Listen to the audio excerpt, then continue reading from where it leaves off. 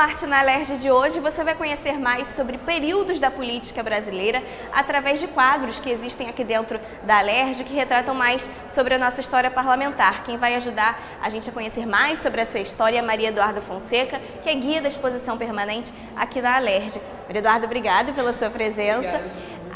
Essa história brasileira começa a ser contada aqui dentro da Alerj através desse quadro, né? O que ele representa? Bom, primeiramente é um quadro do artista Aurélio de Figueiredo, que tem o nome O Primeiro Capítulo de Nossa História Brasileira. Então é um quadro bastante problemático, porque a gente olha quadros portugueses que mostra o ponto de vista, né, dessa história brasileira que é contada pelos portugueses. Então a gente tem Pedro Álvares Cabral sentado ao lado de um Frei Henrique, que representa a presença da Igreja Católica a todo momento nesse processo de colonização. E também, mais um motivo pelo qual o quadro se chama Primeiro Capítulo é porque o escrivão Pero Vaz de Caminha está ali com uma carta, que foi a primeira carta que confirma a existência e legitima a existência do país. Aqui pelos corredores a gente se depara com esse quadro, que já é um quadro que representa a origem desse palácio, né? Isso. Antes de ser o Palácio Tiradentes, a gente era nomeado de Casa de Câmara e Cadeia Velha, né? Que é um período bem mais anterior à República, vem lá do século XVII, século XVIII, e é um prédio muito importante que já mostra o legislativo presente desde sempre na história do Brasil e do Rio de Janeiro, propriamente dito. Vamos continuar então essa nossa caminhada aqui pela Alerj.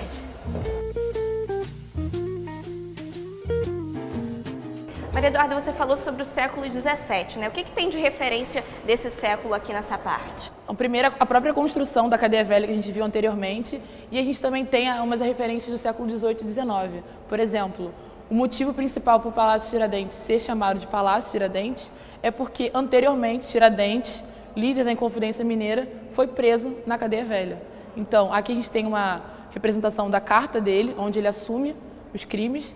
E é interessante falar também que ele passou os últimos 3 dias de vida aqui dentro, quer dizer, nesse terreno que anteriormente era a Cadeia Velha. E é bacana que aqui nesse quadro tem a representação fiel dessa carta, né? Com a letra. Sim.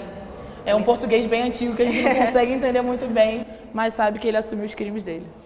Mais adiante a gente tem aqui a parte mais urbana da cidade, né? A representação mais urbana, que é a área que está o Palácio Tiradentes hoje. Com esse quadro a gente consegue observar que as mudanças na cidade do Rio de Janeiro já acontecem desde muito tempo, né? Aqui a gente tem a antiga Praça 15, que se chamava Largo do Paço, e olhando de lá para cá, olhando hoje, que a gente tem quase nada permaneceu. No centro dessa pintura aqui a gente tem o chafariz de Mestre Valentim, que continua no centro da praça, mas já não na mesma posição, que anteriormente era muito próximo à água e hoje em dia está no meio da Praça 15. Né?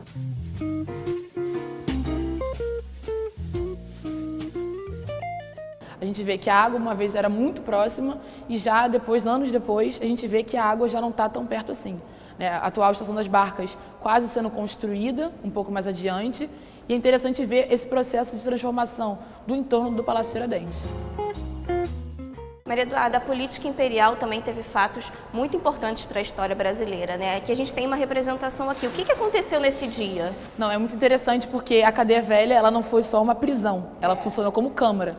Então os deputados federais da época, né, Rio de Janeiro sendo capital durante muito tempo, tiveram uma sessão que foi extremamente importante para a casa.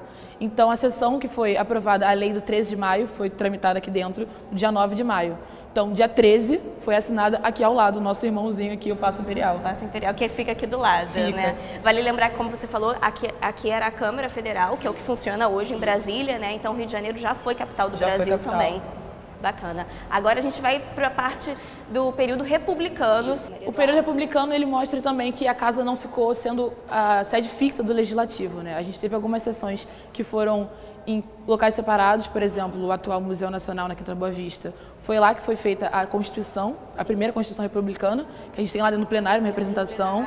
E aqui também a gente tem uma representação da modernidade no Rio de Janeiro, né? Por exemplo, aqui a gente tem a representação do que era o antigo Morro do Castelo. O Morro do Castelo foi onde foi a fundação da cidade do Rio de Janeiro e onde ficou a primeira casa de Câmara e Cadeia. Quer dizer, o legislativo começou lá em cima e a cidade do Rio de Janeiro desceu o morro.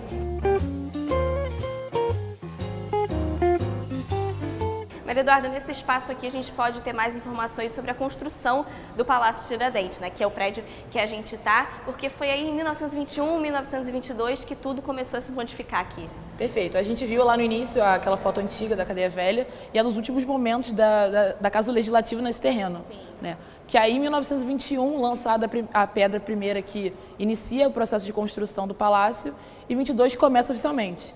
Então é interessante falar aonde fica a Casa Legislativa nesse momento. Sim. Ela é situada no Palácio Monroe, né? Antigo Palácio Monroe, que foi destruído nos anos 70, mas é interessantíssimo falar que esse período da República que a gente conversou é um período de Belle Époque. Então, que a gente tem grandes influências francesas, europeias, por isso que esse palácio tem esse estilo todo que a gente consegue ver. Né? Não só ele, mas como o próprio Monroe, a Câmara dos Vereadores também segue o mesmo estilo.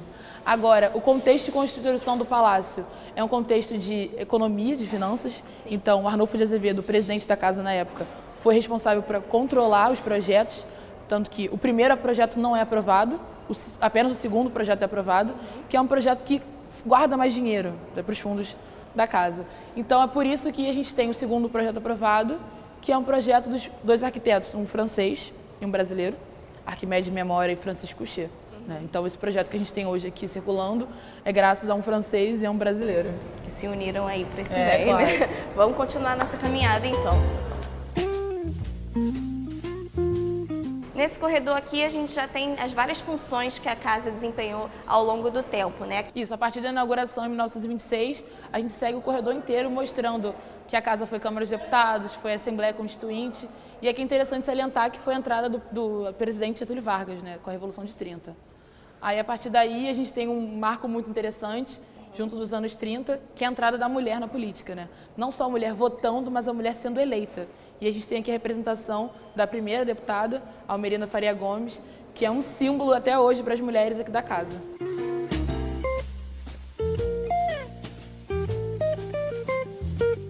E aí entra Getúlio Vargas nessa história toda, né? Ocupando aqui o Palácio Tiradentes, num período bem conturbado da história, né, Maria Eduarda? Isso, no meio dos anos 30, a gente tem como marco, né, o primeiro momento que a casa perde seu caráter legislativo, que é quando Getúlio Vargas instaura o Estado Novo. Né? Através de uma contenção comunista, o presidente da época, ele cria um Estado que basicamente não funciona o legislativo aqui. O que funciona aqui é um departamento de empresa e propaganda, que funciona produção de material, censura até do próprio governo dele.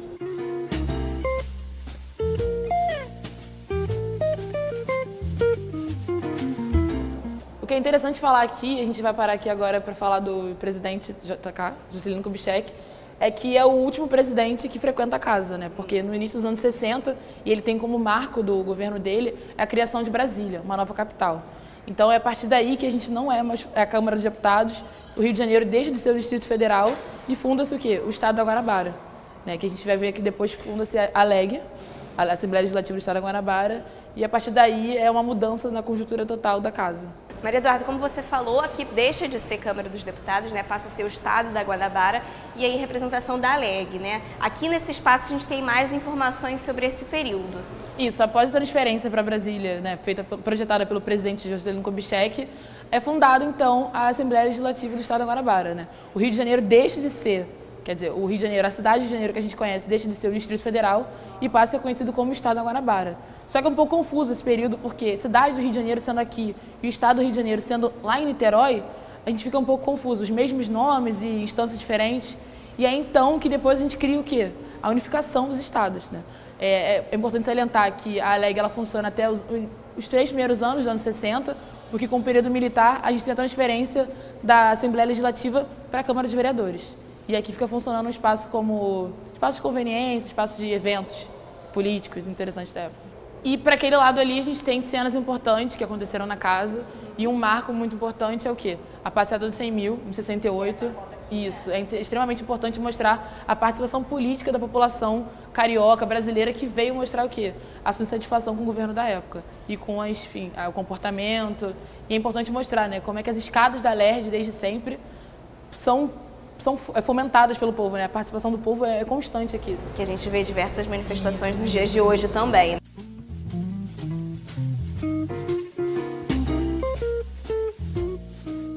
Aqui nesse corredor a gente tem nomes, né, e informações de diversos políticos que passaram já aqui pela Alerj. Isso, basicamente o quê? A memória política carioca fluminense, ela mostra personalidades que participaram nesse momento de fusão dos estados da Guanabara e do estado do Rio de Janeiro, né?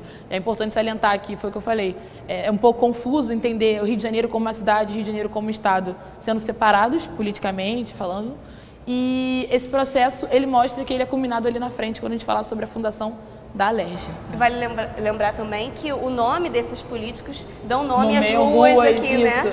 É interessante, por exemplo, Chagas Freitas, a gente tem Nelson Carneiro, Milo Peçanha, Negrão de né? Lima, então... Que são nomes de ruas aqui pelo centro do Rio também, né? Agora a gente chega aqui na parte mais atual, né? Que são informações da própria Alerj. Isso. A fundação da Assembleia Legislativa do Estado do Rio de Janeiro, ela culmina com a fusão dos estados da Guanabara e com o Estado do Rio de Janeiro, né? A gente tem o presidente Ernesto Geisel assinando a lei que complementa e legitima, oficializa essa fusão, e também tem a imagem do carro oficial que foi doado pela Rainha Elizabeth II, onde a gente tem os presidentes inaugurando o marco do governo, que é o quê?